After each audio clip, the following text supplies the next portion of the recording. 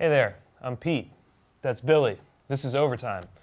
This week on Overtime, we want to get to a couple of games, and we're going to start with our game of the week between Sherwood and West Linn. Billy, we talked a little bit about how prolific Sherwood has been in last week's Overtime.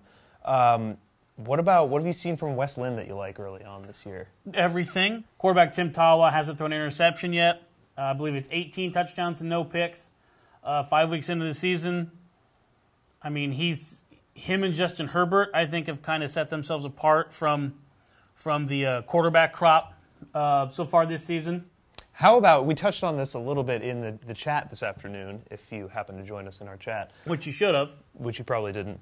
But would the winner of this game be able to usurp Jesuit in their first place position?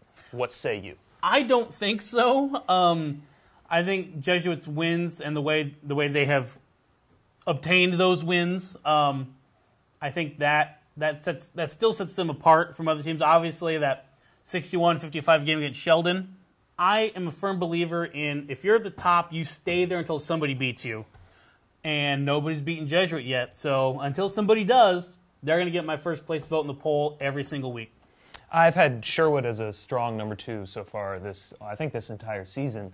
And I kind of disagree. I kind of agree with you. It's tough to get a better win than Jesuits' win over Sheldon, and until someone does that later in the season, perhaps they're not worthy of number 1. But if Sherwood or West Linn can win pulling away, can maybe win by more than a touchdown, especially since they're just seem to be so dead even on paper. If either one of them can kind of make a statement, they might be able to take my number 1 vote. But to each his own. Nope. Moving on to 5A. We've got a great game between Ashland and Crater this week. Take us through a couple of the matchups, a couple of the key players that are going to be on the field. Number 4, Ashland. Number 6, Crater in our 5A media poll. I mean, I'm not predicting a Grizzlies win, but I'm predicting a Grizzlies win. I think Ashland's going to win this one. Kyle Weinberg has kind of split time with Tucker Atterbury at quarterback.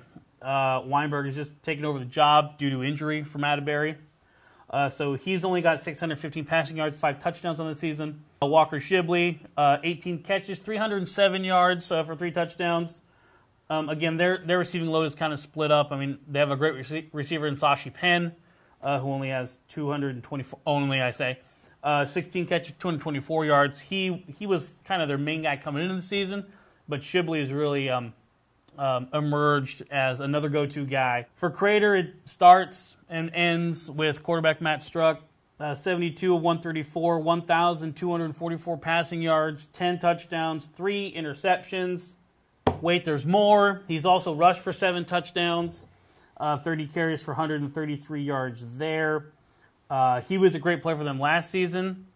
This season, he's taken it to another level. Our first-place team, Springfield, they still have to host both Ashland and Crater in the second half of their schedule. Our number 2 team, Liberty, they still have to host Wilsonville. They travel to Bend in a weird non-league game late in the season. That could be a tough test.